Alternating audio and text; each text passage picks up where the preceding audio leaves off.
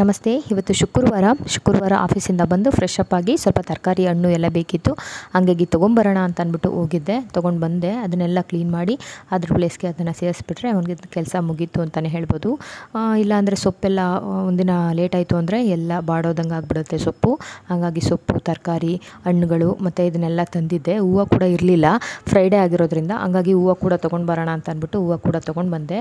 ಮಗನಿಗೆ ನಾನು milk shake ಮಾಡ್ತೀನಲ್ವ, ಹಾಗಾಗಿ ಬನಾನಾ ಬೇಕಿತ್ತು. ಹಂಗಾಗಿ ಬನಾನೂ ಕೂಡ ಒಂದು 2 ದಿನಕ್ಕೆ 2 ದಿನ ಆಗ್ತಿದ್ದಂಗೆ ತುಂಬ ಹಣ್ಣಾಗಿರೋದನ್ನು ತೊಗೊಂಡು ಬಂದರೆ ತಿನ್ನೋದಕ್ಕಾಗಲ್ಲ. ಹಂಗಾಗಿ ಸ್ವಲ್ಪ ಕಾಯ್ದರವಾಗಿ ಅಂಥದ್ದನ್ನು 2 kg ಅಷ್ಟು ನಾನು ತಂದಿದ್ದೀನಿ. ಮತ್ತು ಗ್ರೇಪ್ಸ್ ಬೇಕಿತ್ತು. ಗ್ರೇಪ್ಸು ಚೆನ್ನಾಗಿತ್ತು. ಈ ಸೀಸನಲ್ಲಿ ತುಂಬ ಚೆನ್ನಾಗಿರೋಂಥ ಗ್ರೇಪ್ಸ್ ಸಿಗುತ್ತಲ್ವ, ಹಂಗಾಗಿ ಅದನ್ನು ಕೂಡ ತೊಗೊಂಡು ಬಂದೆ. ಪಪ್ಪಾಯನೂ ಅಷ್ಟೇ, ತುಂಬ ಹಣ್ಣಾಗಿರೋದೇನು ತಂದಿಲ್ಲ ನಾನು. ಇದು ಖಾಲಿ ಆಗ್ತಿದ್ದಂಗೆ ತಿನ್ನೋದಕ್ಕೆ ಆಗುತ್ತೆ. ಒಂದೇ ಸಲ ಎಲ್ಲನೂ ಹಣ್ಣಾಗಿರೋ ತಂದುಬಿಟ್ರೆ ವೇಸ್ಟ್ ಆಗುತ್ತೆ. ಟೊಮೊಟೊ ಕೂಡ ಒಂದು 2 kg ಅಷ್ಟು ತೊಗೊಂಡು ಬಂದೆ. ನಂತರ ತರಣಿಕಾಳ್ದು ಈ ಕವರ್ನೆಲ್ಲ ನಾನು ಏನು ಮಾಡ್ತೀನಿ ಅಂದರೆ ಈ ಥರ ಹಾಕಿಟ್ಕೊಂಡು ಇಲ್ಲಿ ಪಕ್ಕದಲ್ಲಿ ತರಕಾರಿ ಮಾಡ್ತಾರಲ್ವ ಅವ್ರಿಗೆ ತೊಗೊಂಡೋಗಿ ಮತ್ತೆ ಕೊಡ್ತೀನಿ. ಅಂದರೆ ಬೂದುಗುಂಬಳಕಾಯಿ ಕೂಡ ತೊಗೊಂಡು ಬಂದೆ. ಅದು ಕವರ್ಗೆಲ್ಲ ವೆಟ್ಟಾಗಿರುತ್ತಲ್ಲ, ಹಂಗಾಗಿ ಅದನ್ನು ಕೊಡಲ್ಲ. ಚೆನ್ನಾಗಿರೋ ಕವರ್ನ ತೊಗೊಂಡೋಗಿ ಕೊಟ್ಟರೆ ಅವರು ಕೂಡ ರೀಯೂಸ್ ಮಾಡ್ತಾರಲ್ವ ಅಂತ. ಹೂವು ಕೂಡ ಖಾಲಿಯಾಗಿತ್ತು. ಸಾವಂತಿಗೆ ಹೂವು ನೋಡಿಕೊಂಡೇ ಇಲ್ಲ ನಾನು. ಒಳಗಡೆ ಎಲ್ಲ ಚೆನ್ನಾಗಿಲ್ದೆದ್ದಾಕ್ಬಿಟ್ಟು ಮೇಲ್ಗಡೆ ಚೆನ್ನಾಗಿರೋ ಹೂವನ್ನ ಹಾಕಿದ್ದಾರೆ. 1/4 kg ಅಷ್ಟು ತೊಗೊಂಡು ಬಂದು ಪೂಜೆಗೆಲ್ಲ ರೆಡಿ ಮಾಡ್ಕೊಳ್ಬೇಕು. ಇವಾಗ ಒಂದು 6:30 6:45 ಆಗಿದೆ. ಅಷ್ಟರಲ್ಲಿ ಹೋಗಿ ತೊಗೊಂಡು ಬಂದ ನಂತರ ನಾನು ತಮ್ನೇಲಲ್ಲಿ ನೋಡಿರ್ತೀರ, ಇದೇ ವಿಡಿಯೋ ಲಾಸ್ಟ್ ವಿಡಿಯೋ ಅಂತ ಕೂಡ ಹಾಕಿದ್ದೀನಿ. ಏಕೆಂದರೆ ನನಗೆ ಹಿಂಗೆ ಆಗುತ್ತೆ ಅಂತಲೇ ಗೊತ್ತಿರಲಿಲ್ಲ. ಹಂಗಾಗಿ ಇವಾಗ ನಾನು ಸೊಪ್ಪನ್ನೆಲ್ಲ ಸೋದಿಸ್ಕೊಂಡು ತರಣಿಕಾಳ್ದು ಒಂದು ಪಲ್ಯ ಮಾಡ್ಕೊಳ್ಬೇಕು. ನಿಮಗೆಲ್ಲರಿಗೂ ಗೊತ್ತು, ನಾನು ಒಂದು ದಿನಕ್ಕೆ 2 ಥರನಾದರೂ ಪಲ್ಯ ಮಾಡ್ತೀನಿ ಅಂತ. ಮನೆಯವ್ರಿಗೆ ಪಲ್ಯ ಮಾಡೋಣ ಅಂತ ಅಂದ್ಕೊಂಡೆ. ಮಕ್ಕಳು ಹೇಳ್ತಿದ್ರು, ಅಮ್ಮ ವೈಟ್ ರೈಸ್ ಮಾಡಿಬಿಟ್ಟು ಉಪ್ಪಿನಕಾಯಿ ತುಪ್ಪ ಹಾಕೊಡಮ್ಮ, ಎಷ್ಟೊಂದು ದಿನ ಆಯಿತು ಅಂತ. ತುಂಬ ಇಷ್ಟ ಆಗುತ್ತೆ. ಅವರು ಆವಾಗವಾಗ ಅವ್ರಿಗೆ ಈ ಥರ ಒಂದು ಫುಡ್ಡನ್ನು ತಿನ್ನಬೇಕು ಅಂತ ಅನಿಸುತ್ತೆ. ಉಪ್ಪಿನಕಾಯಿ ಜೊತೆ ತುಪ್ಪ ಹಾಕ್ಕೊಂಡು ಅಮ್ಮ ಉಪ್ಪಿನಕಾಯಿ ಮಾಡಿ ಕಳಿಸಿದ್ರಲ್ವ, ತುಂಬ ಚೆನ್ನಾಗಿತ್ತು ಅದು. ಅದ್ರ ಜೊತೆಗೆ ಬಿಸಿ ಅನ್ನ, ವೈಟ್ ರೈಸ್ ಇದ್ದರೆ ತುಂಬ ಚೆನ್ನಾಗಿರುತ್ತೆ. ನನಗನ್ನಿಸ್ತು, ಅಯ್ಯೋ ಉಪ್ಪಿನಕಾಯಿ ಜೊತೆ ರಾತ್ರಿ ಹೊತ್ತು ಮಧ್ಯಾಹ್ನ ಹೊತ್ತು ಕೊಟ್ಟಾಗ ಏನಾಗುತ್ತೆ, ಅದ್ರ ಮೇಲೆ 1 ಲೋಟ ಮಜ್ಜಿಗೆ ಕುಡಿದ್ಬಿಟ್ರೆ ಹೊಟ್ಟೆ ತಣ್ಣಗಿರುತ್ತೆ. ಇವಾಗ ರಾತ್ರಿ ಹೊತ್ತು ಮಜ್ಜಿಗೆನೂ ಕೊಡಲ್ಲ. ಈ ಉಪ್ಪಿನಕಾಯಿ ಕೊಟ್ಬಿಟ್ರೆ ಎದೆ ಉರಿಯುತ್ತೇನೋ ಪಾಪ ಮಕ್ಕಳಿಗೆ ಅಂತೇಳಿ ಕೊತ್ತಂಬರಿ ಸೊಪ್ಪಿನ ಚಟ್ನಿ ಮಾಡೋಣ ಆಂಧ್ರ ಸ್ಟೈಲಲ್ಲಿ ಅಂತ ಅಂದ್ಕೊಂಡೆ. ಖಂಡಿತವಾಗ್ಲೂ ಒಂದು ಸಲ ಟ್ರೈ ಮಾಡಿ ನೋಡಿ. 1 ಕಟ್ಟಷ್ಟು ನಾನು ಕೊತ್ತಂಬರಿ ಸೊಪ್ಪಿಂದ ಈ ಒಂದು ಚಟ್ನಿನ ಮಾಡ್ಕೊಂಡಿದ್ದೀನಿ. 6 ಜನಕ್ಕೆ ಅಷ್ಟೇ ಆಗೋವಂಥದ್ದು. ನೋಡೋದಕ್ಕೆ 1 ಬೌಲಷ್ಟು ನಮಗೆ ಕೊತ್ತಂಬರಿ ಸೊಪ್ಪು ಸಿಗುತ್ತೆ. ಆದರೆ ಅದರಲ್ಲಿ ಆಗೋವಂಥ ಚಟ್ನಿ ಮಾತ್ರ ಸ್ವಲ್ಪನೇ. ನಿಮಗೆ ಗೊತ್ತಲ್ವಾ, ಸೊಪ್ಪು ಎಷ್ಟೇ ಜಾಸ್ತಿ ಇದ್ರೂ ಅದು ಬೆಂದ ನಂತರ, ಹುರಿದ ನಂತರ ಇಷ್ಟೇ ಆಗಿಬಿಡುತ್ತೆ. ಒಂದು ಚಿಕ್ಕ ಜಾರಲ್ಲಿ, ಒಂದು ಚಿಕ್ಕ ಬೌಲಲ್ಲಿ ಹಾಕೋವಷ್ಟು ಸೊಪ್ಪು ನಮಗೆ ಆಗುತ್ತೆ. ಇಲ್ಲಿ ಸೊಪ್ಪು ಚೆನ್ನಾಗಿತ್ತು ಅಂದ್ಬಿಟ್ಟು ಸಬ್ಸಿಗೆ ಸೊಪ್ಪನ್ನ ತಂದಿದ್ದೀನಿ. ಈರುಳ್ಳಿ, ಟೊಮೊಟೊ ಸೊಪ್ಪು ಇದ್ದರೆ ಏನಾದರೂ ಮಾಡ್ಬೋದಲ್ವ. ಇದೂ ಕೂಡ ಚೆನ್ನಾಗಿತ್ತು.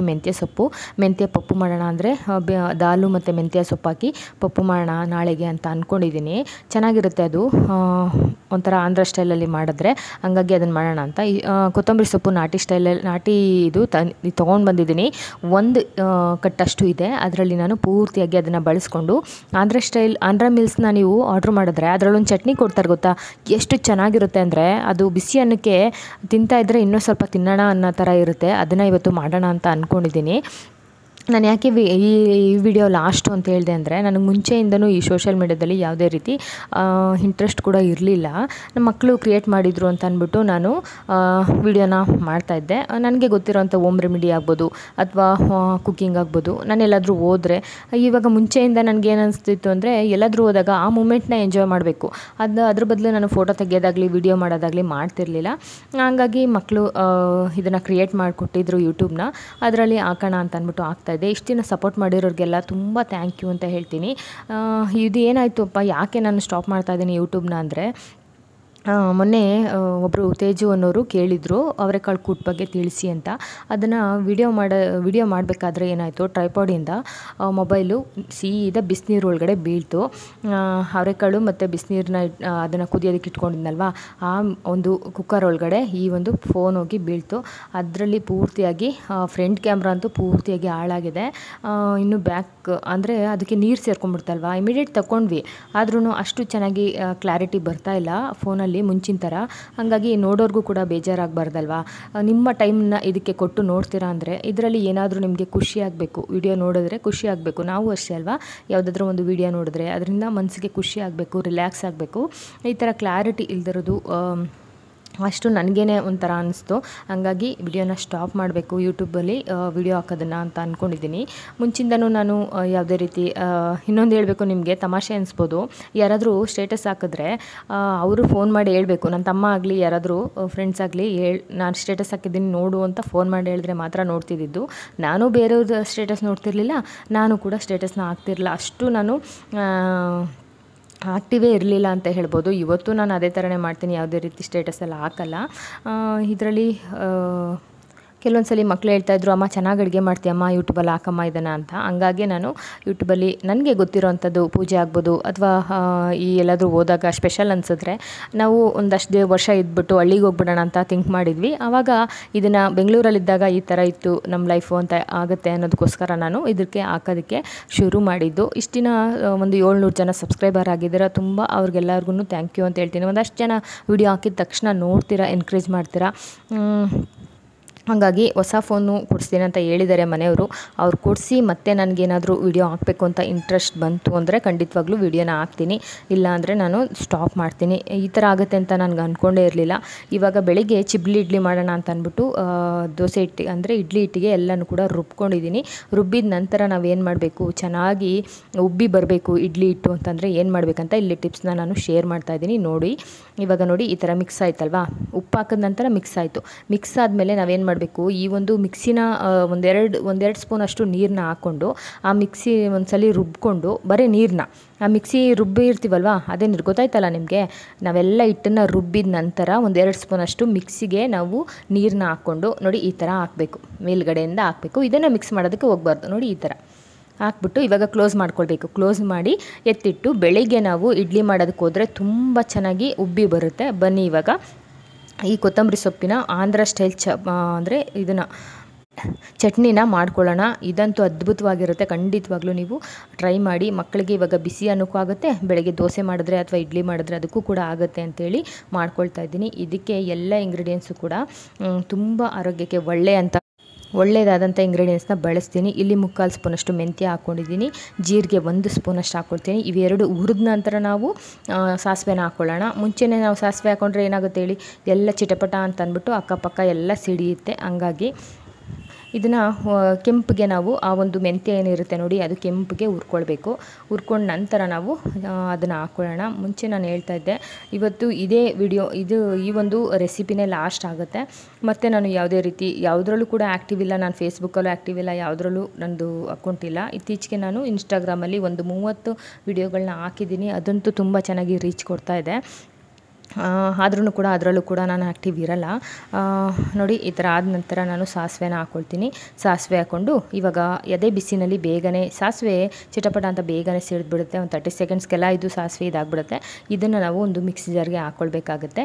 ಹಾಕ್ಕೊಂಡು ಮತ್ತು ಸ್ವಲ್ಪ ಒಣಮೆಣ್ಸಿಕಾಯಿನ ನಾನು ಸಾಂಬಾರು ಪೌಡ್ರ್ ಮಾಡೋಣ ಅಂತ ಲಾಸ್ಟು ಒಂದು ಇದರಲ್ಲಿ ನಾನು ಹಾಕ್ತೀನಿ ಕ್ಲಿಪ್ಪಿಂಗ್ನ. ನಾನು ಎಲ್ಲ ಒಣಗಿಸಿಟ್ಕೊಂಡಿದ್ದೆ ಸಾಂಬಾರು ಪೌಡ್ರನ್ನ ನಾನು ಯಾವ ಥರ ಮಾಡ್ಕೊಳ್ತೀನಿ ಅಂತ ನಿಮಗೆ ತಿಳಿಸೋಣ ಅಂತ, ಆದರೆ ಆಗ್ತಾಯಿಲ್ಲ. ಅದನ್ನು ಕ್ಲಿಪ್ಪಿಂಗ್ನ ನಾನು ಒಣಗಿಸಿ ಇಟ್ಕೊಂಡಿರೋ ಅಂಥದ್ದನ್ನು ಹಾಕ್ತೀನಿ. ನೋಡಿ ಈ ಥರ ಚೆನ್ನಾಗಿ ಹುರ್ಕೊಂಡ ನಂತರ ಇದನ್ನು ನೋಡಿ ಇವಾಗ ನಾನು ಒಂದು ಮಿಕ್ಸಿ ಜಾರ್ಗೆ ಹಾಕ್ಕೊಳ್ತೀನಿ. ಹಾಕ್ಕೊಂಡ ನಂತರ ಒಣಮೆಣ್ಸಿಕಾಯಿನ ಹಾಕ್ಕೊಳ್ತಾ ಇದ್ದೀನಿ. ಸ್ವಲ್ಪ ಖಾರವಾಗಿ ಮಾಡ್ಕೊಳ್ಬೇಕಾಗುತ್ತೆ. ಇಲ್ಲಿ ಒಂದು 10 ಒಣಮೆಣ್ಸಿಕಾಯಿ ಗುಂಟೂರು ಮೆಣ್ಸಿಕಾಯಿನ ಬಳಸಿದ್ದೀನಿ. ಇದನ್ನು ಸ್ವಲ್ಪ ಎಣ್ಣೆ ಹಾಕ್ಕೊಂಡು ಹುರ್ಕೊಳ್ಬೇಕಾಗುತ್ತೆ. ಇದನ್ನು ಒಂದು 10 ದಿನಗಳ ಕಾಲ ನೀವು ಚಟ್ನಿನ ಇಟ್ಟು ತಿನ್ಬೋದು, ತುಂಬಾ ಚೆನ್ನಾಗಿರುತ್ತೆ. ಬಿಸಿ ಅನ್ನಕ್ಕಂತೂ ಸೂಪರಾಗಿರುತ್ತೆ. ಇವಾಗ ನಾನು ಬೆಳಗ್ಗೆ ದೋಸೆನ ಮೆಣ್ಸಿಕಾಯಿ ಚೆನ್ನಾಗಿ ಒಣಗಿರೋದ್ರಿಂದ ಆ ಒಂದು ಬಿಸಿನಲ್ಲೇ ಅದು ಮೆಣ್ಸಿಕಾಯಿ ಬೇಗನೆ ಆಗೋಗುತ್ತೆ.